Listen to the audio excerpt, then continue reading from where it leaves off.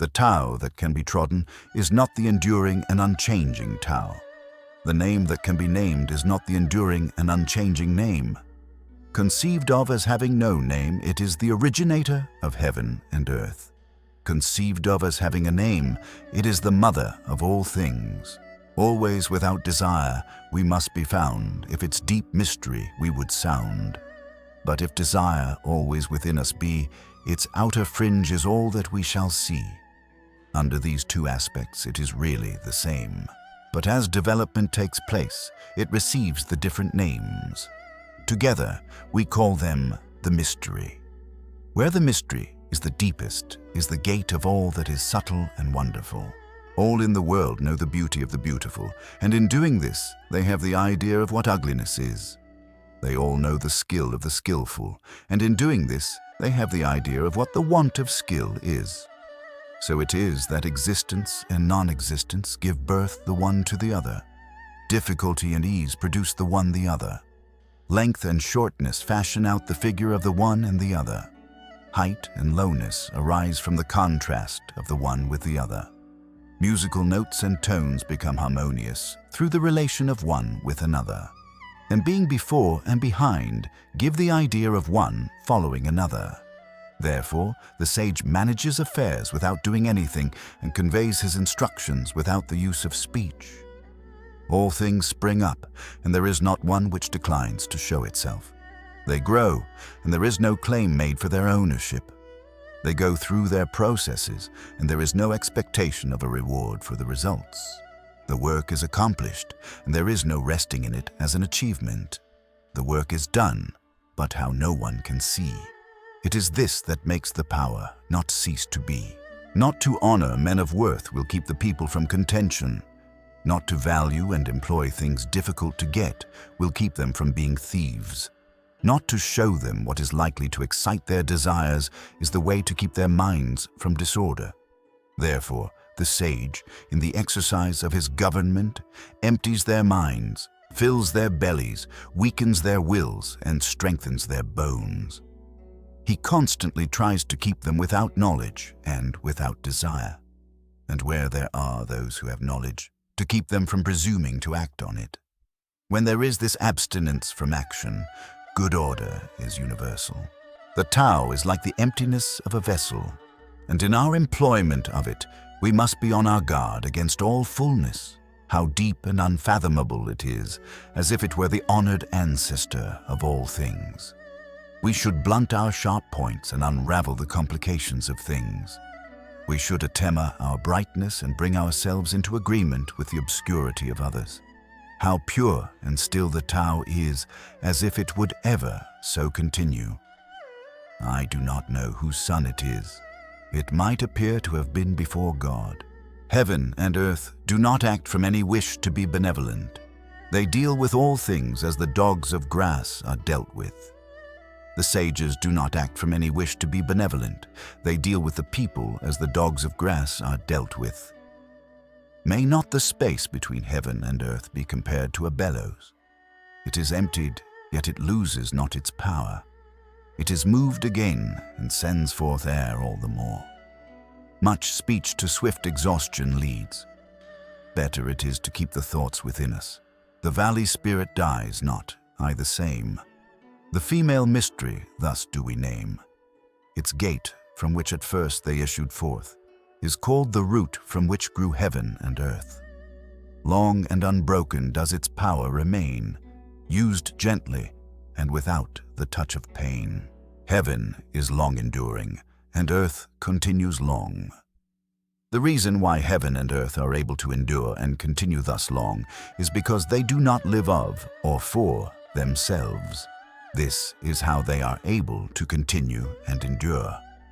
Therefore, the sage puts his own person last, and yet it is found in the foremost place. He treats his person as if it were foreign to him, and yet that person is preserved. Is it not because he has no personal and private ends that therefore such ends are realized? The highest excellence is like that of water. The excellence of water appears in its benefiting all things and in its occupying, without striving to the contrary, the low place which all men dislike. Hence, its way is near to that of the Tao. The excellence of a residence is in the suitability of the place. That of the mind is in abysmal stillness. That of associations is in their being with the virtuous. That of government is in its securing good order. That of the conduct of affairs is in its ability, and that of the initiation of any movement is in its timeliness. And when one with the highest excellence does not wrangle about his low position, no one finds fault with him. It is better to leave a vessel unfilled than to attempt to carry it when it is full. If you keep feeling a point that has been sharpened, the point cannot long preserve its sharpness. When gold and jade fill the hall, their possessor cannot keep them safe. When wealth and honors lead to arrogancy, this brings its evil on itself. When the work is done and one's name is becoming distinguished, to withdraw into obscurity is the way of heaven. When the intelligent and animal souls are held together in one embrace, they can be kept from separating. When one gives undivided attention to the vital breath and brings it to the utmost degree of pliancy, he can become as a tender babe. When he has cleansed away the most mysterious sights of his imagination, he can become without a flaw. In loving the people and ruling the state, cannot he proceed without any purpose of action? In the opening and shutting of his gates of heaven, cannot he do so as a female bird? While his intelligence reaches in every direction, cannot he appear to be without knowledge? The Tao produces all things and nourishes them. It produces them and does not claim them as its own. It does all and yet does not boast of it. It presides over all and yet does not control them. This is what is called the mysterious quality of the Tao. The 30 spokes unite in the one nave, but it is on the empty space for the axle that the use of the wheel depends. Clay is fashioned into vessels, but it is on their empty hollowness that their use depends. The door and windows are cut out from the walls to form an apartment, but it is on the empty space within that its use depends. Therefore, what has a positive existence serves for profitable adaptation. Colors 5 hues from the eyes their sight will take. Music's 5 notes the ears as deaf can make. The flavors 5 deprive the mouth of taste. The chariot course and the wild hunting waste make mad the mind, and objects rare and strange, sought for, men's conduct will to evil change. Therefore, the sage seeks to satisfy the craving of the belly and not the insatiable longing of the eyes. He puts from him the latter and prefers to seek the former. Favor and disgrace would seem equally to be feared. Honor and great calamity are to be regarded as personal conditions of the same kind. What is meant by speaking thus of favor and disgrace? Disgrace is being in a low position after the enjoyment of favor. The getting of favor leads to the apprehension of losing it, and the losing of it leads to the fear of still greater calamity. This is what is meant by saying that favor and disgrace would seem equally to be feared, and what is meant by saying that honor and great calamity are to be similarly regarded as personal conditions. What makes me liable to great calamity is my having the body which I call myself. If I had not the body, what great calamity could come to me? Therefore, he who would administer the kingdom, honoring it as he honors his own person, may be employed to govern it, and he who would administer it with the love which he bears to his own person may be entrusted with it. We look at it and we do not see it, and we name it the equable. We listen to it and we do not hear it, and we name it the inaudible. We try to grasp it and do not get hold of it, and we name it the subtle. With these 3 qualities, it cannot be made the subject of description, and hence we blend them together and obtain the one. Its upper part is not bright, and its lower part is not obscure. Ceaseless in its action, it yet cannot be named, and then it again returns and becomes nothing. This is called the form of the formless and the semblance of the invisible. This is called the fleeting and indeterminable. We meet it and do not see its front. We follow it and do not see its back. When we can lay hold of the Tao of old to direct the things of the present day and are able to know it as it was of old in the beginning, this is called unwinding the clue of Tao. The skillful masters of the Tao in old times, with a subtle and exquisite penetration, comprehended its mysteries and were deep also, so as to elude men's knowledge. As they were thus beyond men's knowledge, I will make an effort to describe of what sort they appeared to be. Shrinking looked they, like those who wade through a stream in winter; irresolute, like those who are afraid of all around them; grave, like a guest in awe of his host; evanescent, like ice that is melting away; unpretentious, like wood that has not been fashioned into anything; vacant, like a valley; and dull, like muddy water. Who can make the muddy water clear? Let it be still, and it will gradually become clear. Who can secure the condition of rest? Let movement go on, and the condition of rest will gradually arise. They who preserve this method of the Tao do not wish to be full of themselves. It is through their not being full of themselves that they can afford to seem worn and not appear new and complete. The state of vacancy should be brought to the utmost degree, and that of stillness guarded with unwearying vigor. All things alike go through their processes of activity, and then we see them return to their original state. When things in the vegetable world have displayed their luxuriant growth, we see each of them return to its root. This returning to their root is what we call the state of stillness. And that stillness may be called a reporting that they have fulfilled their appointed end. The report of that fulfillment is the regular, unchanging rule. To know that unchanging rule is to be intelligent. Not to know it leads to wild movements and evil issues.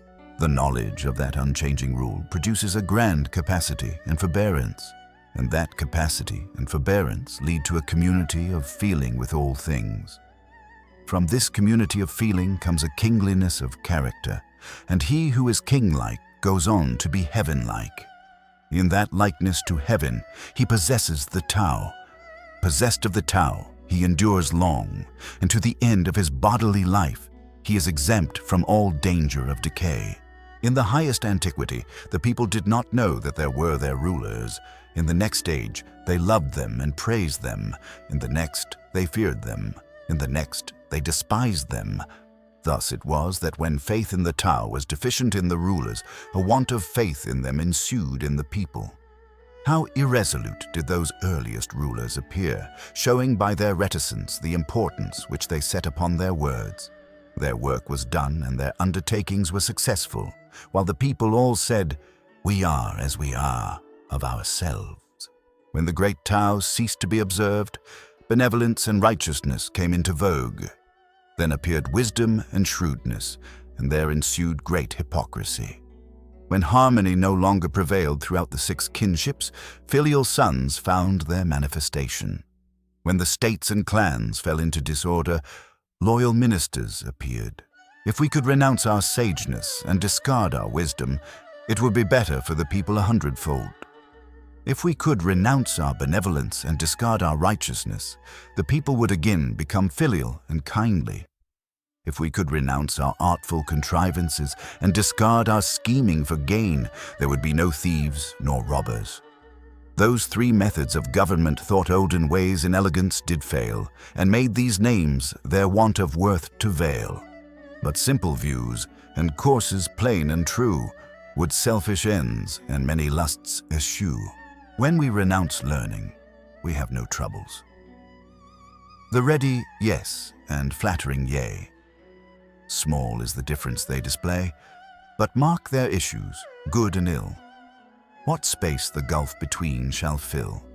What all men fear is indeed to be feared, but how wide and without end is the range of questions asking to be discussed. The multitude of men look satisfied and pleased, as if enjoying a full banquet, as if mounted on a tower in spring. I alone seem listless and still, my desires having as yet given no indication of their presence. I am like an infant which has not yet smiled. I look dejected and forlorn, as if I had no home to go to. The multitude of men all have enough and to spare. I alone seem to have lost everything. My mind is that of a stupid man. I'm in a state of chaos. Ordinary men look bright and intelligent, while I alone seem to be benighted.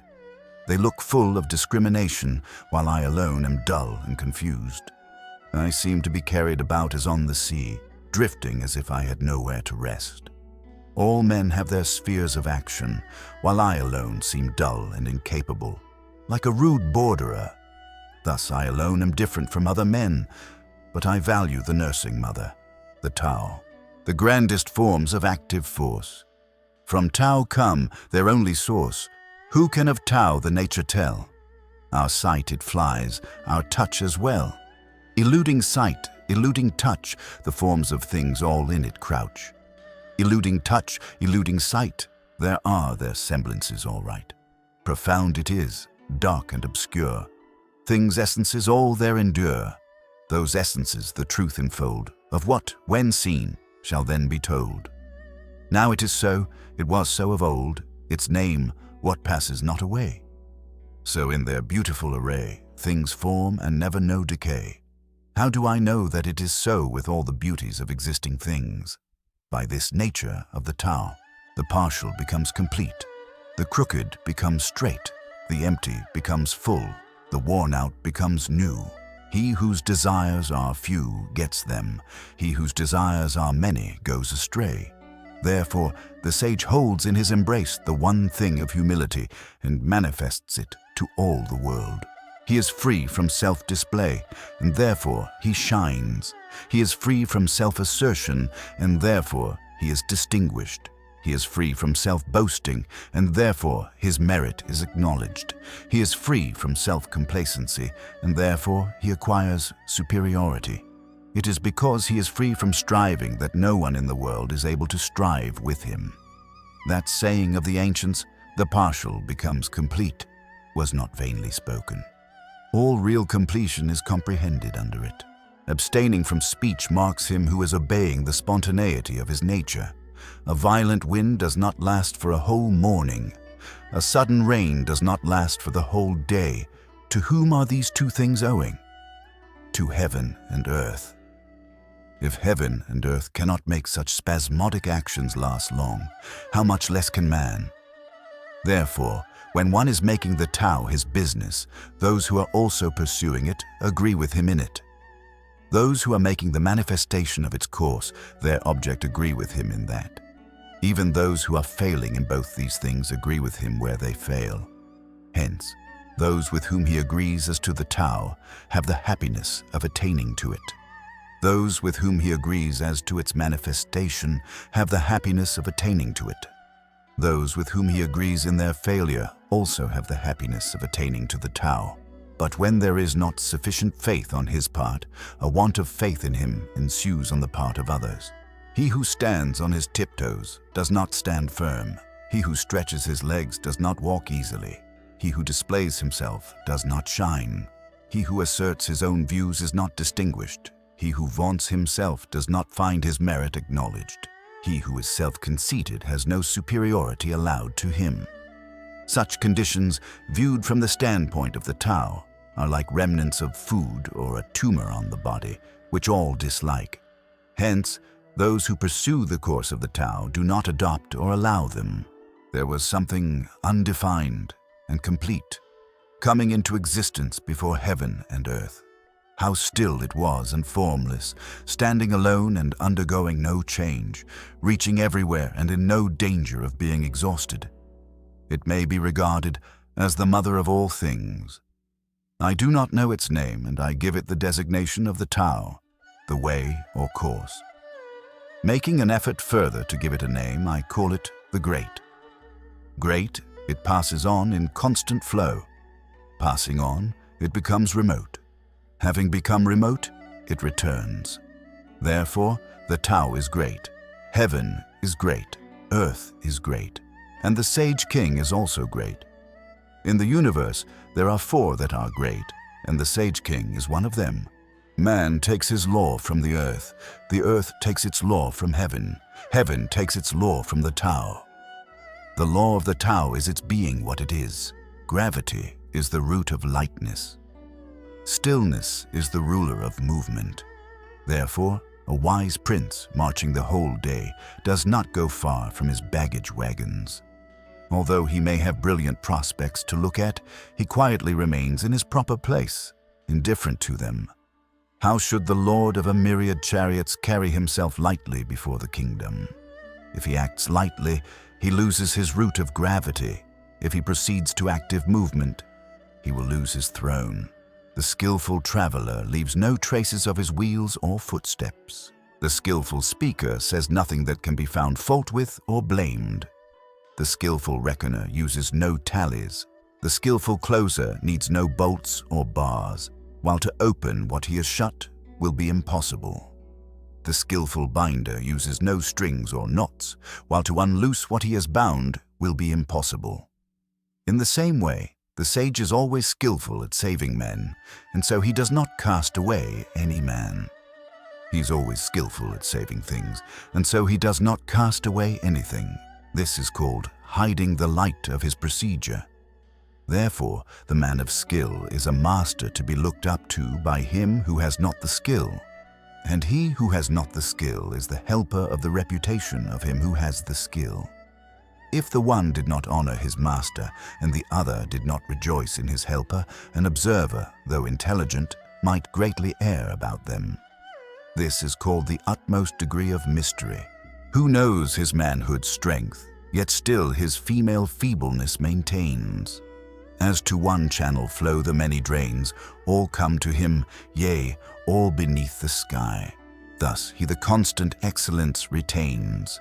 The simple child again, free from all stains, who knows how white attracts, yet always keeps himself within black's shade, the pattern of humility displayed in view of all beneath the sky.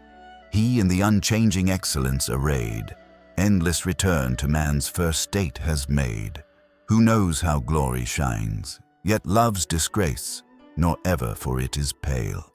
Behold his presence in a spacious vale, to which men come from all beneath the sky. The unchanging excellence completes its tale. The simple infant man in him we hail.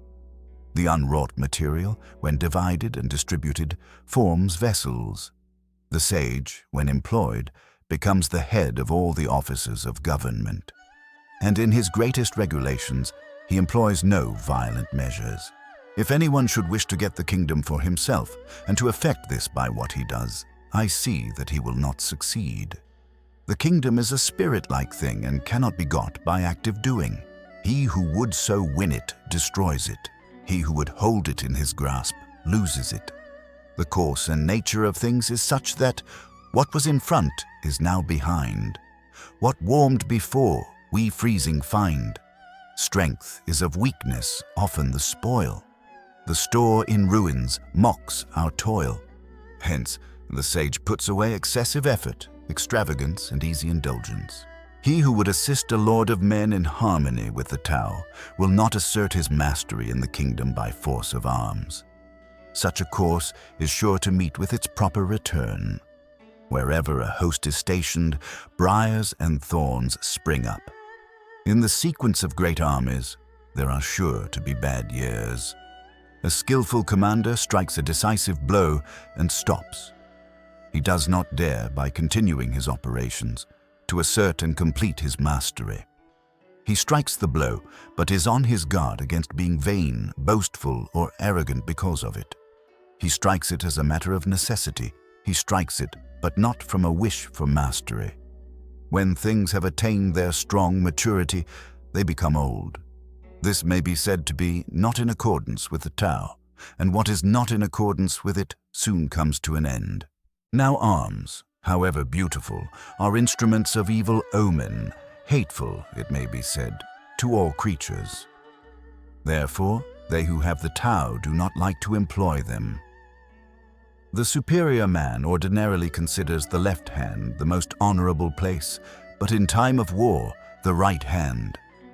Those sharp weapons are instruments of evil omen, and not the instruments of the superior man. He uses them only on the compulsion of necessity. Calm and repose are what he prizes. Victory by force of arms is to him undesirable. To consider this desirable would be to delight in the slaughter of men, and he who delights in the slaughter of men cannot get his will in the kingdom. On occasions of festivity, to be on the left hand is the prized position. On occasions of mourning, the right hand. The second in command of the army has his place on the left.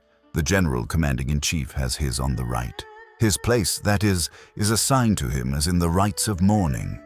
He who has killed multitudes of men should weep for them with the bitterest grief. And the victor in battle has his place, rightly, according to those rites. The Tao, considered as unchanging, has no name.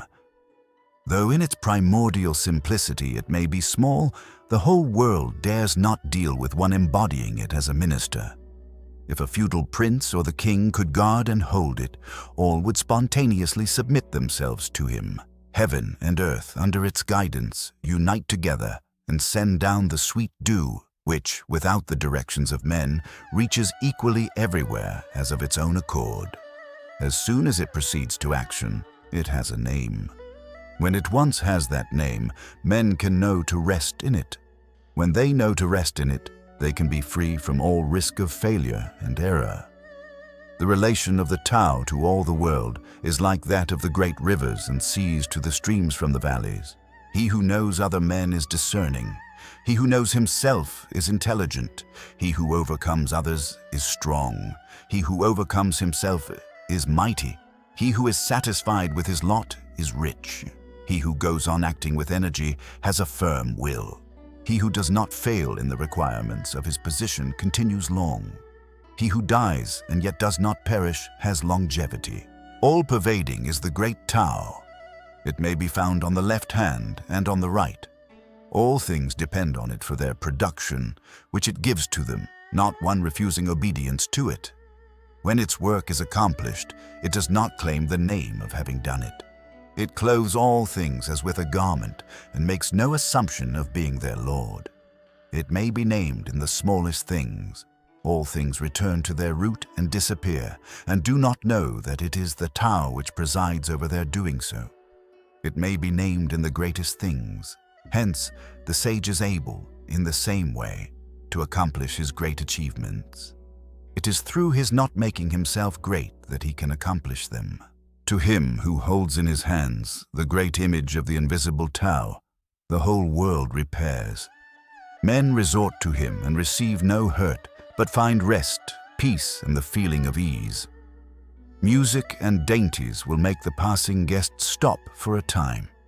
But though the Tao, as it comes from the mouth, seems insipid and has no flavor, though it seems not worth being looked at or listened to, the use of it is inexhaustible. When one is about to take an inspiration, he is sure to make a previous expiration. When he is going to weaken another, he will first strengthen him. When he is going to overthrow another, he will first have raised him up. When he is going to despoil another, he will first have made gifts to him. This is called hiding the light of his procedure. The soft overcomes the hard, the weak overcomes the strong. Fishes should not be taken from the deep. Instruments for the profit of a state should not be shown to the people. The Tao, in its regular course, does nothing for the sake of doing it, and so there is nothing which it does not do. If princes and kings were able to maintain it, all things would of themselves be transformed by them. If this transformation became to me an object of desire, I would express the desire by the nameless simplicity. Simplicity without a name is free from all external aim.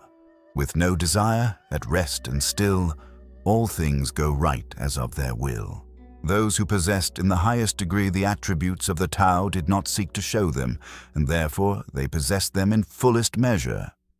Those who possessed those attributes in a lower degree sought how not to lose them, and therefore they did not possess them in fullest measure.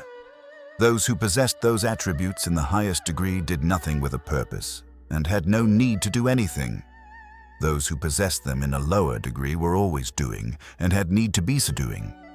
Those who possessed the highest benevolence were always seeking to carry it out, and had no need to be doing so. Those who possessed the highest righteousness were always seeking to carry it out, and had need to be so doing. Those who possessed the highest sense of propriety were always seeking to show it, and when men did not respond to it, they bared the arm and marched up to them. Thus it was that when the Tao was lost, its attributes appeared. When its attributes were lost, benevolence appeared. When benevolence was lost, righteousness appeared, and when righteousness was lost, the proprieties appeared. Now propriety is the attenuated form of leal-heartedness and good faith, and is also the commencement of disorder.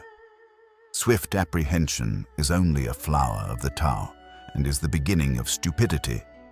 Thus it is that the great man abides by what is solid and avoids what is flimsy. He dwells with the fruit and not with the flower.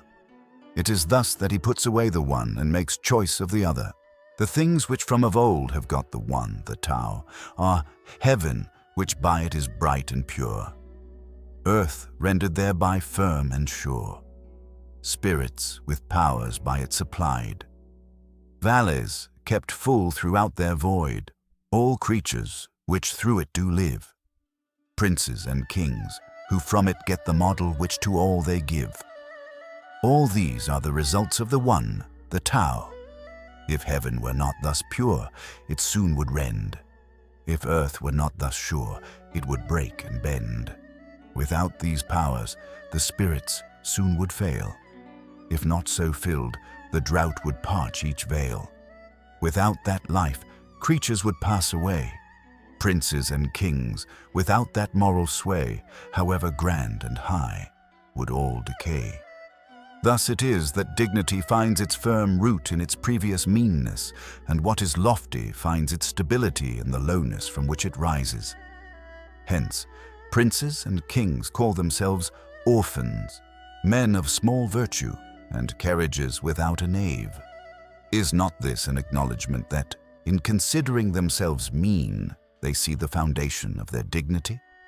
So it is that, in the enumeration of the different parts of a carriage, we do not come upon what makes it answer the ends of a carriage. They do not wish to show themselves elegant-looking as jade, but prefer to be coarse-looking as an ordinary stone. The movement of the Tao by contraries proceeds, and weakness marks the course of Tao's mighty deeds. All things under heaven sprang from it as existing and named. That existence sprang from it as non-existent and not named. Scholars of the highest class, when they hear about the Tao, earnestly carry it into practice. Scholars of the middle class, when they have heard about it, seem now to keep it and now to lose it. Scholars of the lowest class, when they have heard about it, laugh greatly at it. If it were not thus laughed at, it would not be fit to be the Tao. Therefore, the sentence makers have thus expressed themselves. The Tao, when brightest seen, seems light to lack. Who progress in it makes, seems drawing back. Its even way is like a rugged track. Its highest virtue from the veil doth rise. Its greatest beauty seems to offend the eyes. And he has most whose lot the least supplies. Its firmest virtue seems but poor and low. Its solid truth seems change to undergo. Its largest square doth yet no corner show. A vessel great, it is the slowest made. Loud is its sound, but never word it said. A semblance great, the shadow of a shade. The Tao is hidden and has no name. But it is the Tao which is skillful at imparting to all things what they need and making them complete. The Tao produced one. One produced two. Two produced three. Three produced all things. All things leave behind them the obscurity out of which they have come and go forward to embrace the brightness into which they have emerged, while they are harmonized by the breath of vacancy. What men dislike is to be orphans, to have little virtue, and to be as carriages without naves. And yet these are the designations which kings and princes use for themselves. So it is that some things are increased by being diminished, and others are diminished by being increased. What other men teach, I also teach. The violent and strong do not die their natural death. I will make this the basis of my teaching. The softest thing in the world dashes against and overcomes the hardest. That which has no substantial existence enters where there is no crevice. I know hereby what advantage belongs to doing nothing with a purpose. There are few in the world who attain to the teaching without words and the advantage arising from non-action. Or fame or life, which do you hold more dear? Or life or wealth, to which would you adhere? Keep life and lose those other things. Keep them and lose your life, which brings sorrow and pain more near. Thus we may see, who cleaves to fame rejects what is more great. Who loves large stores gives up the rich estate. Who is content needs fear no shame. Who knows to stop incurs no blame. From danger free, long live shall he. Who thinks his great achievements poor shall find his vigor long endure. Of greatest fullness deemed a void, exhaustion never shall stem the tide. Do thou what is straight still crooked deem. Thy greatest art still stupid seem, and eloquence a stammering scream. Constant action overcomes cold, being still overcomes heat. Purity and stillness give the correct law to all under heaven.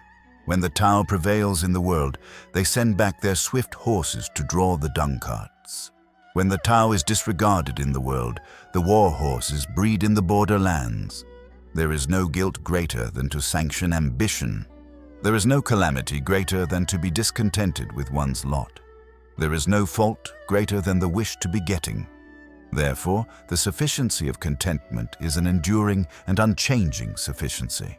Without going outside his door, one understands all that takes place under the sky. Without looking out from his window, one sees the Tao of heaven. The farther that one goes out from himself, the less he knows. Therefore, the sages got their knowledge without traveling. They gave their right names to things without seeing them, and they accomplished their ends without any purpose of doing so. He who devotes himself to learning seeks from day to day to increase his knowledge. He who devotes himself to the Tao seeks from day to day to diminish his doing. He diminishes it and again diminishes it, till he arrives at doing nothing on purpose. Having arrived at this point of non-action, there is nothing which he does not do. He who gets as his own all under heaven does so by giving himself no trouble with that end. If one takes trouble with that end, he is not equal to getting as his own all under heaven. The sage has no invariable mind of his own. He makes the mind of the people his mind. To those who are good to me, I am good, and to those who are not good to me, I am also good, and thus all get to be good. To those who are sincere with me, I am sincere. And to those who are not sincere with me, I am also sincere, and thus all get to be sincere. The sage has in the world an appearance of indecision and keeps his mind in a state of indifference to all. The people all keep their eyes and ears directed to him, and he deals with them all as his children. Men come forth and live. They enter again and die. Of every 10, 3 are ministers of life to themselves, and 3 are ministers of death. There are also 3 in every 10 whose aim is to live, but whose movements tend to the place of death. And for what reason? Because of their excessive endeavors to perpetuate life. But I have heard that he who is skillful in managing the life entrusted to him for a time travels on the land without having to shun rhinoceros or tiger, and enters a host without having to avoid buff coat or sharp weapon. The rhinoceros finds no place in him into which to thrust its horn. The tiger finds no place in him in which to fix its claws. The weapon finds no place in him to admit its point. And for what reason? Because there is in him no place of death. All things are produced by the Tao and nourished by its outflowing operation. They receive their forms according to the nature of each and are completed according to the circumstances of their condition.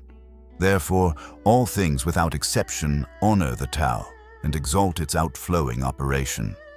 This honoring of the Tao and exalting of its operation is not the result of any ordination, but is always a spontaneous tribute. Thus it is that the Tao produces all things, nourishes them, brings them to their full growth, nurses them, completes them, matures them, maintains them, and overspreads them. It produces them and makes no claim to the possession of them. It carries them through their processes and does not vaunt its ability in doing so. It brings them to maturity and exercises no control over them. This is called its mysterious operation. The Tao, which originated all under the sky, is to be considered as the mother of them all. When the mother is found, we know what her children should be. When one knows that he is his mother's child and proceeds to guard the qualities of the mother that belong to him, to the end of his life he will be free from all peril. Let him keep his mouth closed and shut up the portals of his nostrils, and all his life he will be exempt from laborious exertion. Let him keep his mouth open and spend his breath in the promotion of his affairs, and all his life there will be no safety for him. The perception of what is small is the secret of clear-sightedness. The guarding of what is soft and tender is the secret of strength. Who uses well his light, reverting to its source so bright, will from his body ward all blight, and hides the unchanging from men's sight. If I were suddenly to become known and put into a position to conduct a government according to the great Tao, what I should be most afraid of would be a boastful display. The great Tao is very level and easy, but people love the byways. Their courtyards and buildings shall be well kept, but their fields shall be ill cultivated, and their granaries very empty. They shall wear elegant and ornamented robes, carry a sharp sword at their girdle, pamper themselves in eating and drinking, and have a superabundance of property and wealth. Such princes may be called robbers and boasters. This is contrary to the Tao, surely. What Tao's skillful planter plants can never be uptorn. What his skillful arms enfold from him can never be borne. Sons shall bring, in lengthening line, sacrifices to his shrine. Tao, when nursed within oneself, his vigor will make true, and where the family it rules, what riches will accrue? The neighborhood where it prevails in thriving will abound, and when it is seen throughout the state, good fortune will be found. Employ it the kingdom over, and men thrive all around. In this way, the effect will be seen in the person by the observation of different cases, in the family, in the neighborhood, in the state, and in the kingdom. How do I know that this effect is sure to hold thus all under the sky? By this method of observation. He who has in himself abundantly the attributes of the Tao is like an infant. Poisonous insects will not sting him. Fierce beasts will not seize him. Birds of prey will not strike him. The infant's bones are weak and its sinews soft, but its grasp is firm. It knows not yet the union of male and female, and yet its virile member may be excited, showing the perfection of its physical essence. All day long it will cry without its throat becoming hoarse, showing the harmony in its constitution. To him by whom this harmony is known, the secret of the unchanging Tao is shown, and in the knowledge wisdom finds its throne. All life-increasing arts to evil turn. Where the mind makes the vital breath to burn, false is the strength, and over it we should mourn. When things have become strong, they then become old, which may be said to be contrary to the Tao. Whatever is contrary to the Tao soon ends. He who knows the Tao does not care to speak about it. He who is ever ready to speak about it does not know it. He who knows it will keep his mouth shut and close the portals of his nostrils. He will blunt his sharp points and unravel the complications of things. He will attemper his brightness and bring himself into agreement with the obscurity of others. This is called the mysterious agreement. Such a one cannot be treated familiarly or distantly. He is beyond all consideration of profit or injury. He is beyond all consideration of nobility or meanness. He is the noblest man under heaven. A state may be ruled by measures of correction. Weapons of war may be used with crafty dexterity. But the kingdom is made one's own only by freedom from action and purpose. How do I know that it is so? By these facts, in the kingdom, the multiplication of prohibitive enactments increases the poverty of the people. The more implements to add to their profit that the people have, the greater disorder there is in the state and clan. The more acts of crafty dexterity that men possess, the more strange contrivances appear. The more display there is of legislation, the more thieves and robbers there are. Therefore, a sage has said, I will do nothing of purpose, and the people will be transformed of themselves. I will be fond of keeping still, and the people will of themselves become correct. I will take no trouble about it, and the people will of themselves become rich. I will manifest no ambition, and the people will of themselves attain to the primitive simplicity. The government that seems the most unwise, oft goodness to the people best supplies. That which is meddling, touching everything, will work but ill, and disappointment bring. Misery, happiness is to be found by its side. Happiness, misery lurks beneath it. Who knows what either will come to in the end? Shall we then dispense with correction? The method of correction shall by a turn become distortion, and the good in it shall by a turn become evil. The delusion of the people on this point has indeed subsisted for a long time. Therefore, the sage is like a square which cuts no one with its angles, like a corner which injures no one with its sharpness. He is straightforward but allows himself no license. He is bright but does not dazzle. For regulating the human in our constitution and rendering the proper service to the heavenly, there is nothing like moderation. It is only by this moderation that there is effected an early return to man's normal state. That early return is what I call the repeated accumulation of the attributes of the Tao. With that repeated accumulation of those attributes, there comes the subjugation of every obstacle to such return. Of this subjugation, we know not what shall be the limit, and when one knows not what the limit shall be, he may be the ruler of a state.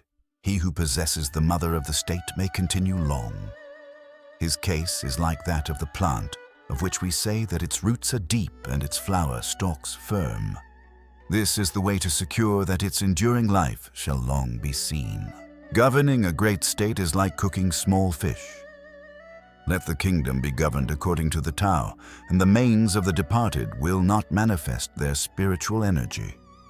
It is not that those manes have not that spiritual energy, but it will not be employed to hurt men.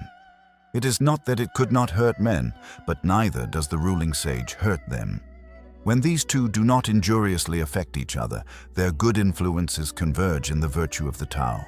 What makes a great state is its being like a low-lying, down-flowing stream.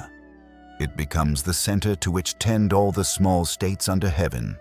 To illustrate from the case of all females, the female always overcomes the male by her stillness. Stillness may be considered a sort of abasement. Thus it is that a great state, by condescending to small states, gains them for itself, and that small states, by abasing themselves to a great state, win it over to them. In the one case, the abasement tends to gaining adherents. In the other case, to procuring favor. The great state only wishes to unite men together and nourish them.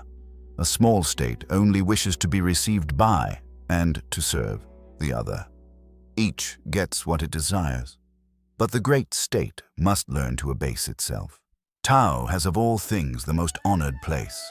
No treasures give good men so rich a grace. Bad men it guards, and doth their ill efface. Its admirable words can purchase honor. Its admirable deeds can raise their performer above others. Even men who are not good are not abandoned by it. Therefore, when the sovereign occupies his place as the Son of Heaven and has appointed his 3 ducal ministers, though a prince were to send in a round symbol of rank large enough to fill both hands, and that as the precursor of the team of horses, such an offering would not be equal to a lesson of this Tao, which one might present on his knees. Why was it that the ancients prized this Tao so much? Was it not because it could be got by seeking for it, and the guilty could escape by it? This is the reason why all under heaven consider it the most valuable thing. It is the way of the Tao to act without thinking of acting, to conduct affairs without feeling the trouble of them, to taste without discerning any flavor, to consider what is small as great and a few as many, and to recompense injury with kindness. The master of it anticipates things that are difficult while they are easy, and does things that would become great while they are small. All difficult things in the world are sure to arise from a previous state in which they were easy. and all great things from one in which they were small. Therefore, the sage, while he never does what is great, is able on that account to accomplish the greatest things. He who lightly promises is sure to keep but little faith. He who is continually thinking things easy is sure to find them difficult. Therefore, the sage sees difficulty even in what seems easy, and so never has any difficulties. That which is at rest is easily kept hold of. Before a thing has given indications of its presence, it is easy to take measures against it. That which is brittle is easily broken. That which is very small is easily dispersed. Action should be taken before a thing has made its appearance. Order should be secured before disorder has begun. The tree which fills the arms grew from the tiniest sprout. The tower of 9 stories rose from a small heap of earth. The journey of 1,000 miles commenced with a single step. He who acts with an ulterior purpose does harm. He who takes hold of a thing in the same way loses his hold. The sage does not act so, and therefore does no harm. He does not lay hold so, and therefore does not lose his hold. But people in their conduct of affairs are constantly ruining them when they are on the eve of success. If they were careful at the end, as they should be at the beginning, they would not so ruin them. Therefore, the sage desires what other men do not desire, and does not prize things difficult to get. He learns what other men do not learn, and turns back to what the multitude of men have passed by. Thus he helps the natural development of all things and does not dare to act with an ulterior purpose of his own. The ancients who showed their skill in practicing the Tao did so not to enlighten the people, but rather to make them simple and ignorant. The difficulty in governing the people arises from their having much knowledge. He who tries to govern a state by his wisdom is a scourge to it, while he who does not try to do so is a blessing. He who knows these 2 things finds in them also his model and rule. Ability to know this model and rule constitutes what we call the mysterious excellence of a governor. Deep and far-reaching is such mysterious excellence, showing indeed its possessor as opposite to others, but leading them to a great conformity to him, that whereby the rivers and seas are able to receive the homage and tribute of all the valley streams is their skill in being lower than they. It is thus that they are the kings of them all. So it is that the sage ruler, wishing to be above men, puts himself by his words below them, and wishing to be before them, places his person behind them. In this way, though he has his place above them, men do not feel his weight, nor though he has his place before them, do they feel it an injury to them. Therefore, all in the world delight to exalt him, and do not weary of him. Because he does not strive, no one finds it possible to strive with him. All the world says that, while my Tao is great, it yet appears to be inferior to other systems of teaching. Now, it is just its greatness that makes it seem to be inferior. If it were like any other system, for long would its smallness have been known. But I have 3 precious things which I prize and hold fast. The first is gentleness, the second is economy, and the third is shrinking from taking precedence of others. With that gentleness, I can be bold. With that economy, I can be liberal. Shrinking from taking precedence of others, I can become a vessel of the highest honor. Nowadays, they give up gentleness and are all for being bold. They give up economy and are all for being liberal. They give up the hindmost place and seek only to be foremost, of all which the end is death. Gentleness is sure to be victorious even in battle, and firmly to maintain its ground. Heaven will save its possessor by his very gentleness protecting him. He who in Tao's wars has skill assumes no martial port. He who fights with most good will to rage makes no resort. He who vanquishes yet still keeps from his foes apart.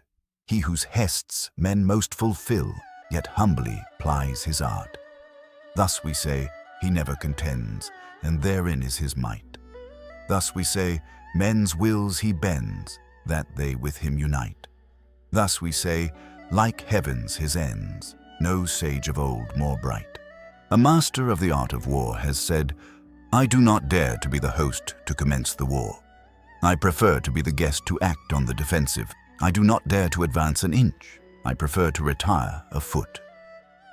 This is called marshalling the ranks where there are no ranks, bearing the arms to fight where there are no arms to bear, grasping the weapon where there is no weapon to grasp, advancing against the enemy where there is no enemy. There is no calamity greater than lightly engaging in war. To do that is near losing the gentleness which is so precious. Thus it is that when opposing weapons are actually crossed, he who deplores the situation conquers. My words are very easy to know and very easy to practice, but there is no one in the world who is able to know and able to practice them. There is an originating and all-comprehending principle in my words and an authoritative law for the things which I enforce. It is because they do not know these that men do not know me. They who know me are few, and I am on that account the more to be prized. It is thus that the sage wears a poor garb of haircloth while he carries his signet of jade in his bosom. To know and yet think we do not know is the highest attainment. Not to know and yet think we do know is a disease. It is simply by being pained at the thought of having this disease that we are preserved from it. The sage has not the disease. He knows the pain that would be inseparable from it, and therefore he does not have it. When the people do not fear what they ought to fear, that which is their great dread will come on them. Let them not thoughtlessly indulge themselves in their ordinary life. Let them not act as if weary of what that life depends on. It is by avoiding such indulgence that such weariness does not arise. Therefore, the sage knows these things of himself, but does not parade his knowledge. He loves, but does not appear to set a value on himself, and thus he puts the latter alternative away and makes choice of the former. He whose boldness appears in his daring to do wrong in defiance of the laws is put to death. He whose boldness appears in his not daring to do so lives on. Of these two cases, the one appears to be advantageous and the other to be injurious. But when heaven's anger smites a man, who the cause shall truly scan? On this account, the sage feels a difficulty as to what to do in the former case. It is the way of heaven not to strive, and yet it skillfully overcomes. Not to speak, and yet it is skillful in obtaining a reply. It does not call, and yet men come to it of themselves. Its demonstrations are quiet, and yet its plans are skillful and effective. The meshes of the net of heaven are large, far apart, but letting nothing escape. The people do not fear death. To what purpose is it to try to frighten them with death?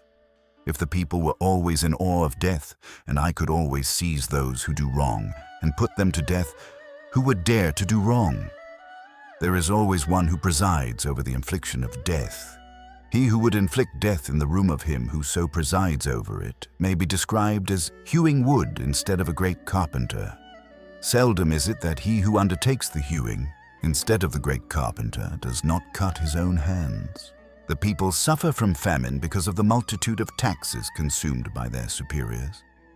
It is through this that they suffer famine. The people are difficult to govern because of the excessive agency of their superiors in governing them. It is through this that they are difficult to govern.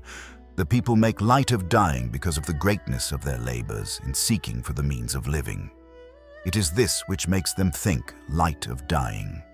Thus it is that to leave the subject of living altogether out of view is better than to set a high value on it. Man at his birth is supple and weak. At his death, firm and strong. So it is with all things. Trees and plants in their early growth are soft and brittle. At their death, dry and withered. Thus it is that firmness and strength are the concomitants of death. Softness and weakness, the concomitants of life. Hence, he who relies on the strength of his forces does not conquer. And a tree which is strong will fill the outstretched arms and thereby invites the feller.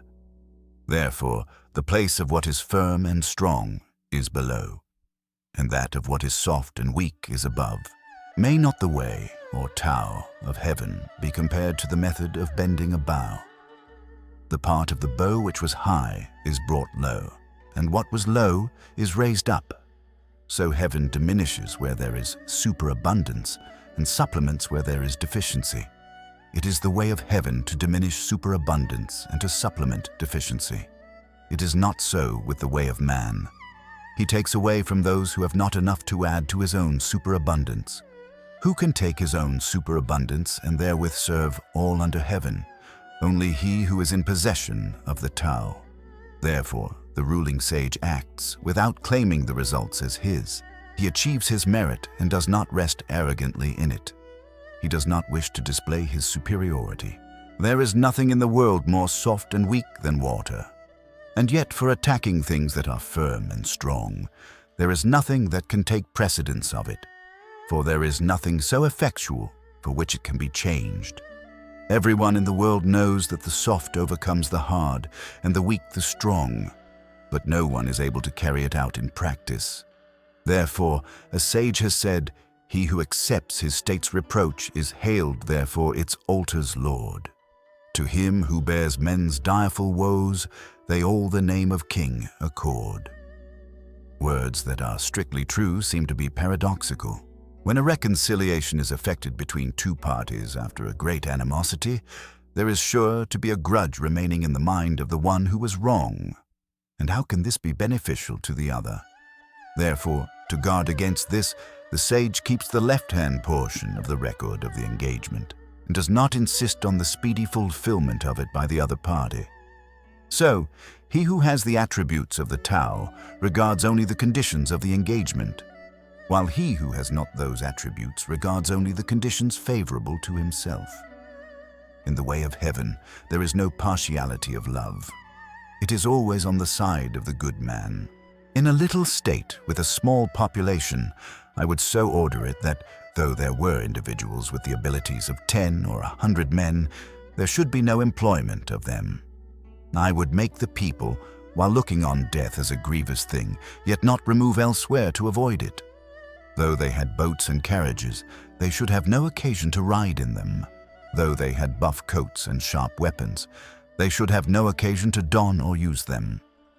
I would make the people return to the use of knotted cords instead of written characters.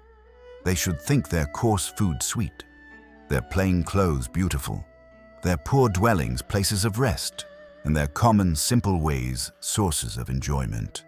There should be a neighboring state within sight, and the voices of the fowls and dogs should be heard all the way from it to us. But I would make the people to old age, even to death, not have any intercourse with it. Sincere words are not fine. Fine words are not sincere.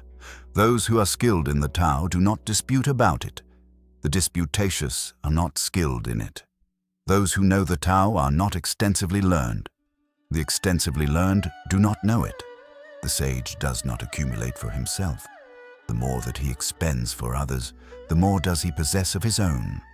The more that he gives to others, the more does he have himself. With all the sharpness of the way of heaven, it injures not. With all the doing in the way of the sage, he does not strive. You have just listened to the Tao Te Ching, traditionally attributed to Lao Tzu, translated into English by James Legge. First published in 1891. This narration uses the public domain James Legge translation